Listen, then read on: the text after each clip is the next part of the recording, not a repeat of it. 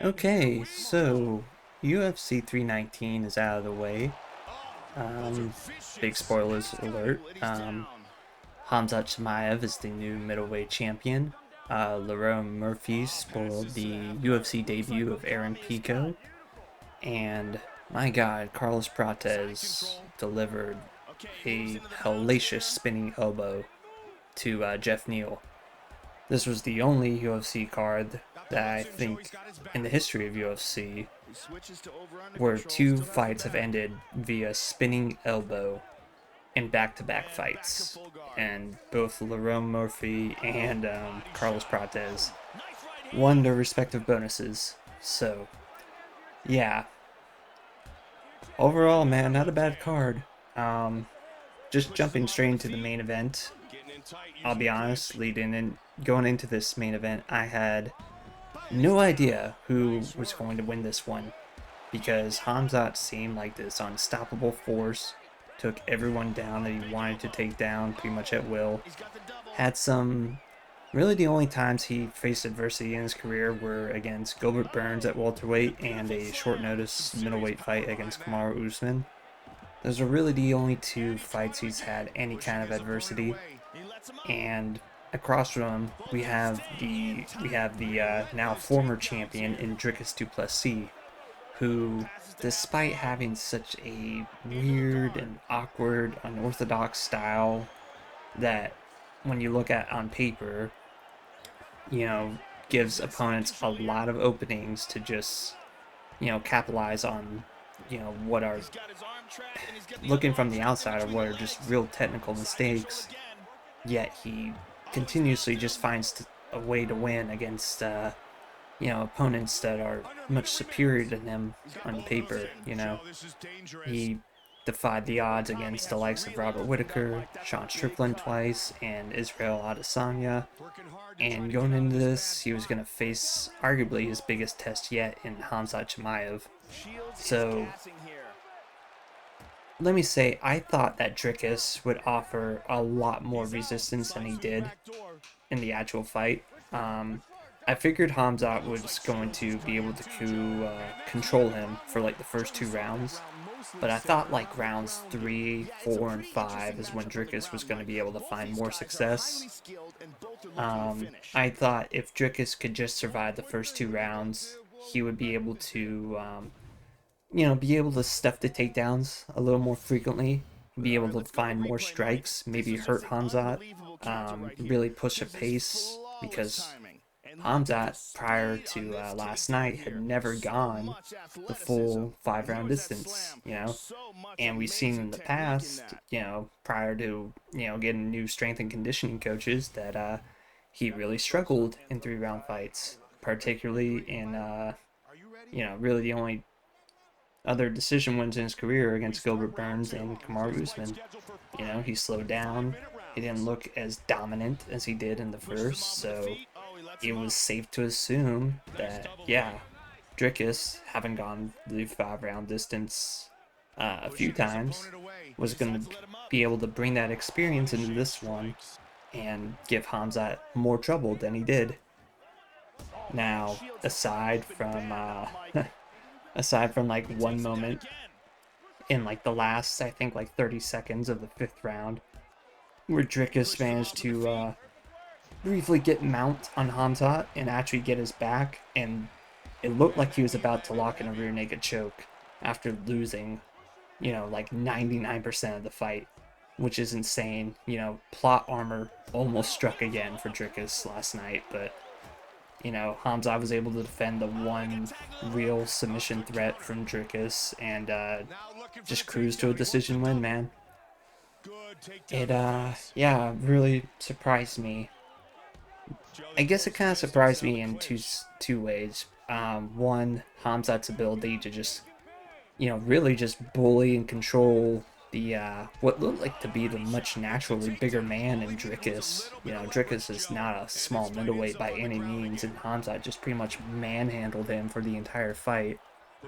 And he managed to get crucifix position quite a few times during that fight too.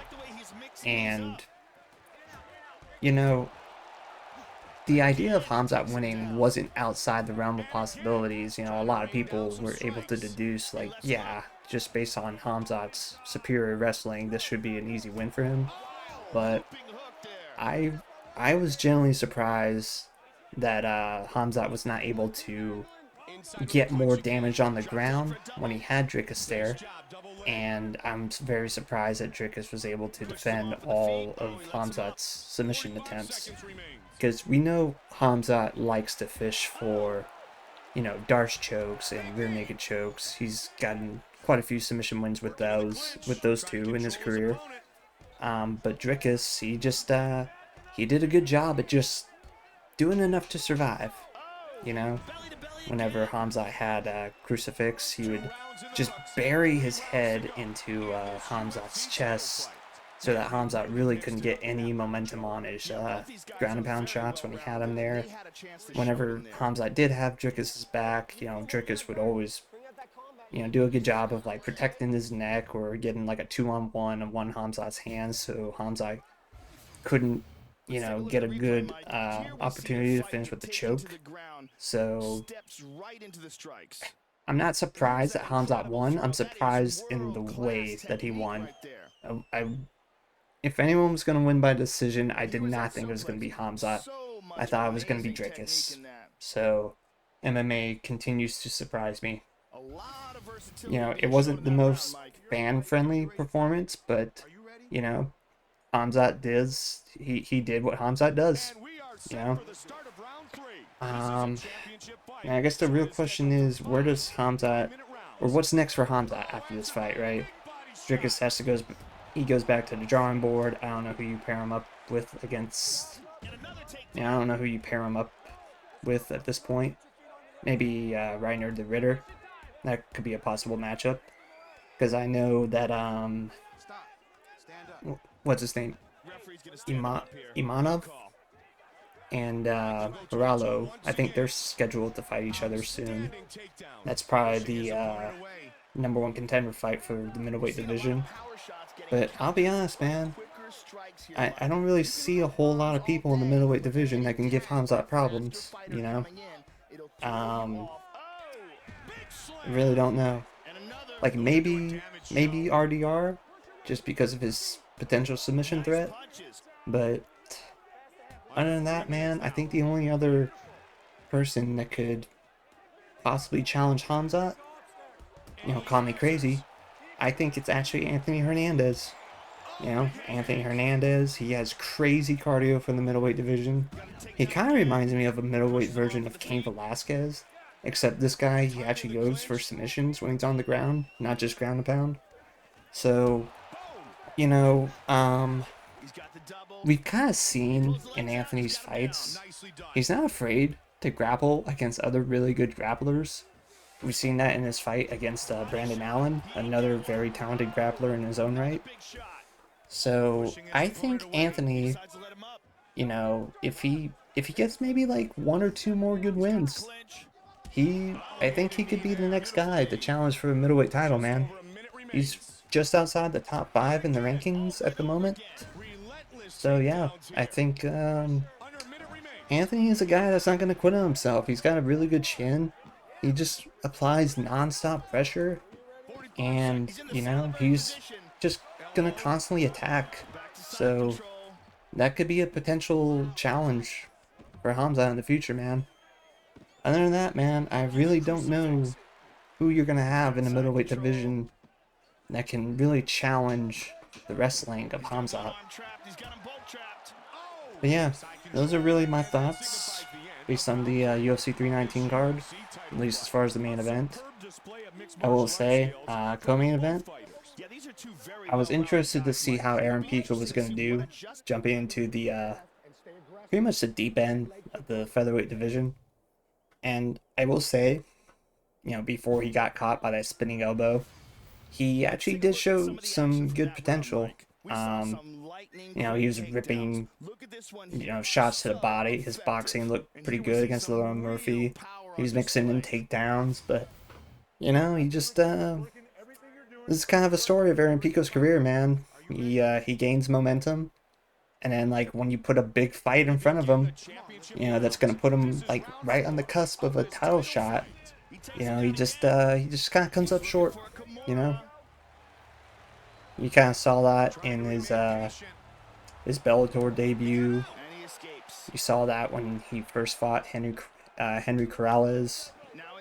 You know, he just he has so much potential, man, but he just he never really seems to show up in the moments that he needs to the most, if that makes sense. He's still a very talented dude. I'm sure he'll be able to bounce back from this. I don't know if he's gonna I don't know if he's gonna reach the top 5 in that featherweight division, because there are some real killers there. But he's still gonna be a nice addition to UFC. You know, he's a very exciting guy, very fan friendly style. I would definitely love to see more of Aaron Pico in the UFC. Yeah, those are my thoughts. Hopefully you guys enjoyed watching this. Give me your thoughts on the UFC 319 pay-per-view overall. And I'll see you on the next one. Peace. He's got one arm trapped. He's got them both trapped.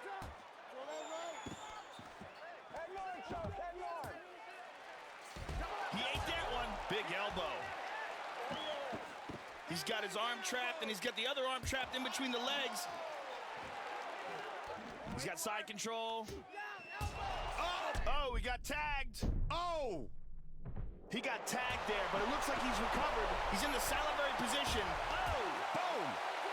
Side control. Nicely done.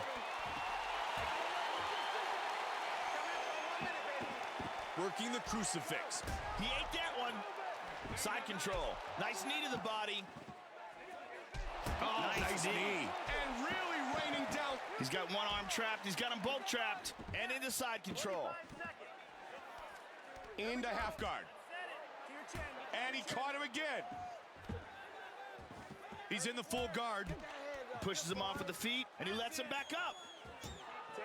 Oh, big right hand. The uppercut and the victory. He didn't even see it coming. How good was that?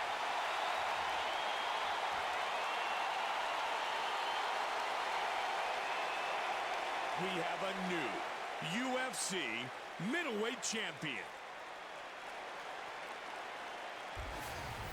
And here we see it again. This is the knockout blow. Mouthpiece goes flying, and that's it. Out cold.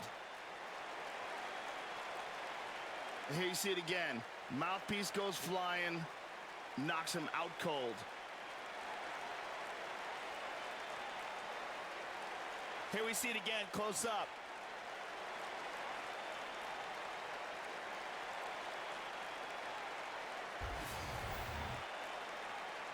The veteran voice of the Octagon, Bruce Buffer, has the official decision. Ladies and gentlemen, referee Herb Dean has called a stop to this contest at 4 minutes, 42 seconds of the 4th round, declaring the winner by knockout, and now, the new UFC middleweight champion of the world, Khamzat Jake Shields is victorious.